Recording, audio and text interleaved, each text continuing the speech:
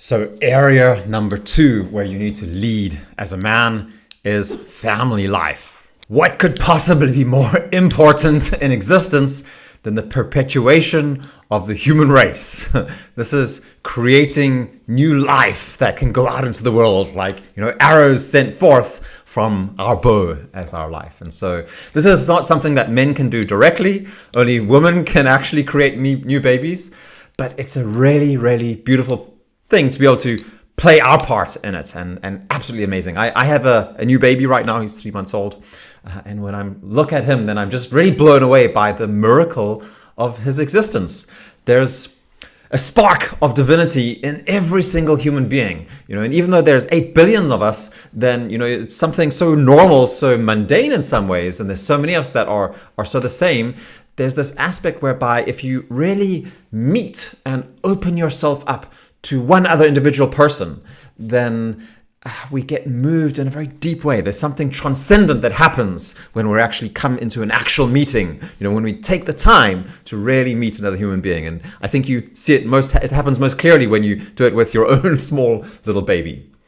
So yeah, women make babies, and what do men do? Well, men, they protect and they provide for their children and for their partners. So they protect and provide for the family.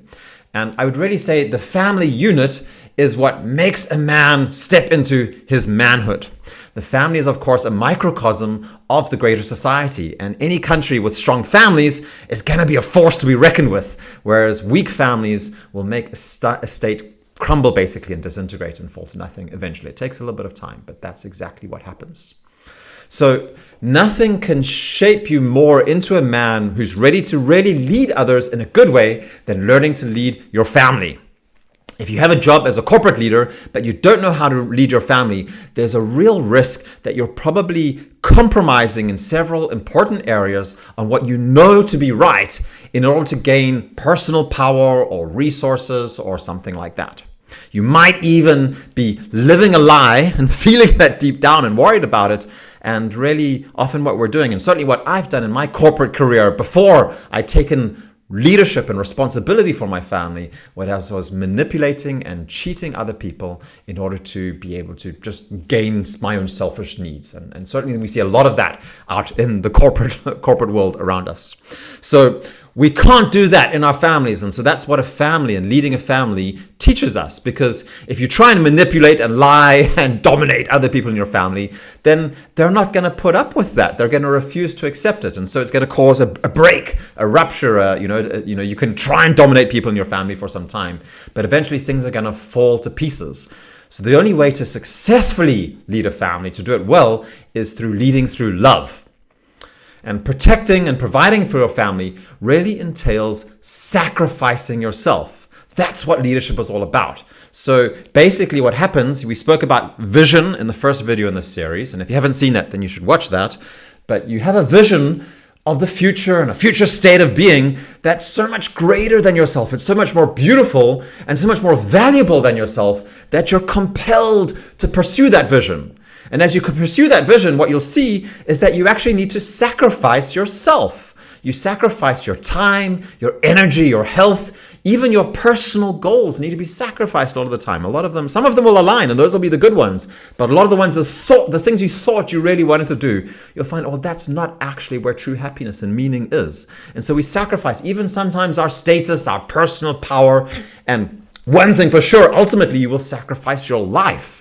And you should be willing to do that. That is our job as men, to sacrifice our lives, to be able to realize that vision, which is that our family can live a life of goodness and health and well-being. And, we can say the earthly and heavenly good things that are be able to fill up their lives. So leading a life and leading a family is a tough thing.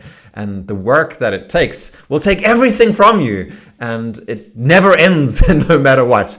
And if you're an unmarried man today, then nothing can be, I can really assure men about this. Nothing can be better for you in order to become a real leader, a real leader of men, than committing yourself, binding yourself to one woman and creating a family with her. It really matures you in a way and forms you into a rock of stability and strength, and helps you to perform your natural function that you're supposed to have in your life.